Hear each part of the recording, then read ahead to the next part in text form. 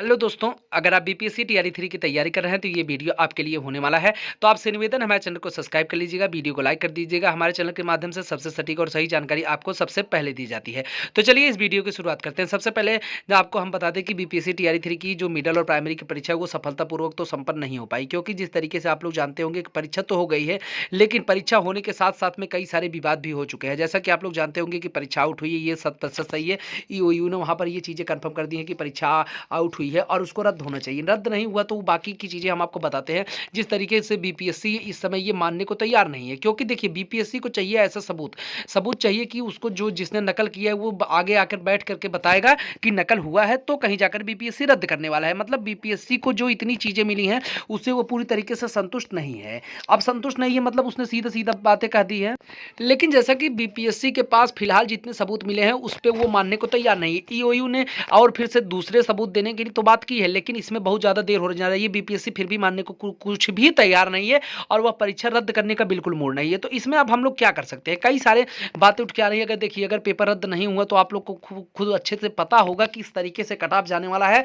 और जो अपने आप को 70 नंबर पाकर या 65 नंबर पाकर सेफ समझ रहे होंगे अदर स्टेट से लेके बिहार के, स्वयं वहाँ के जो लोग हैं, अब आप समझ लीजिए वो लोग अगर ये समझ रहे हैं तो ये बिल्कुल गलत समझ रहे हैं, क्योंकि कट ऑफ फिर 90 या 100 के ऊपर ही चला जाएगा जिस तरीके से भारी मात्रा में पेपर आउट हुआ है। देखिए, जो संस्था ने ये चीज़ें कन्फर्म की हैं वो अगर कुछ भी तो बिना प्रूफ के तो कन्फर्म करेंगी नहीं, क्योंकि वो भी तो एक सरकारी संस्था है, वो भी बिहार सरकार के अंतर्गत ही चलती है। तो अगर ईओयू ने ये चीज़ें कही है तो बीपीएससी मानने को, तो देखिए जो संस्था पेपर लेती है वो कभी ये मानती नहीं है कि हमारा पेपर आउट हुआ है। अब इसमें करना क्या है?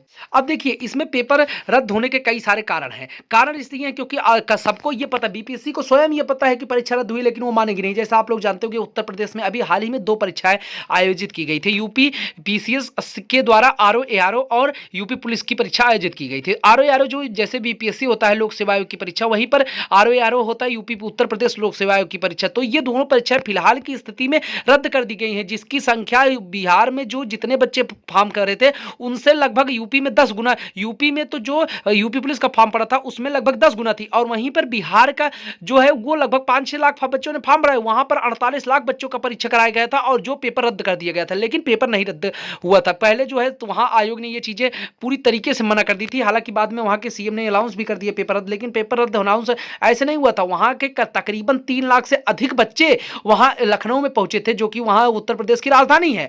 वहां पहुंचे और इतना अच्छी तरीके से अपनी बात को वहां पर रखे, और पूरे कोचिंग वाले टीचर लोग सपोर्ट में थे, और इस तरीके से कहीं जाकर के धरना प्रदर्शन हुआ और उसी दिन पेपर रद्द कर दिया गया। क्योंकि देखिए, इलेक्शन का माहौल है और सबसे बड़ी बात, चुनाव बहुत जल्द होने वाला है, ये मैटर है।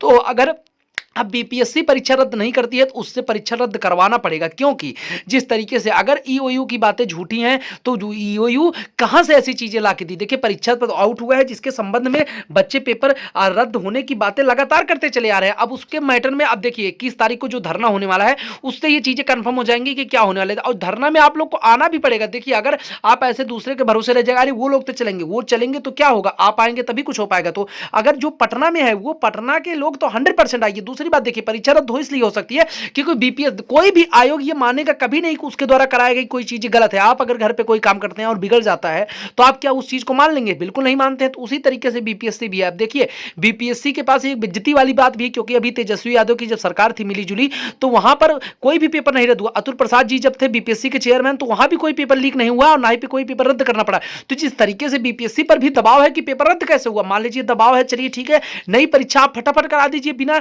किसी तरीके से चीटिंग के। अगर मान लीजिए यहां पर फिर से पेपर आउट होता है या पेपर यही पेपर पर भर्ती दे दी गई या कट ऑफ बना दी जाएगा, तो आप में किसी की नौकरी नहीं होने वाली है। कट ऑफ 90 तो हम मिनिमम बता रहे हैं, 100 प्लस नहीं कर दिया तो उम्मीद बहुत, समझ लीजिए, बहुत ना के बराबर है। तो जिस तरीके से फिलहाल कंडीशन यही है कि अगर सरकार ये चीजें मानने को तैयार नहीं है आयोग, तो आयोग को ये चीजें मनवानी पड़ेंगी, क्योंकि अगर परीक्षा रद्द करानी है तो सब लोग को एक साथ आना ही पड़ेगा। अब सरकार ईओयू की बात नहीं मान रही है तो अब हम लोगों की बात उसको मानना पड़ेगा। देखिए, मेन चीज है इलेक्शन सामने है, और जिसको देखते हुए आप लोग ये कदम उठा सकते हैं, शांतिपूर्वक ढंग से अपनी बात को रख सकते हैं।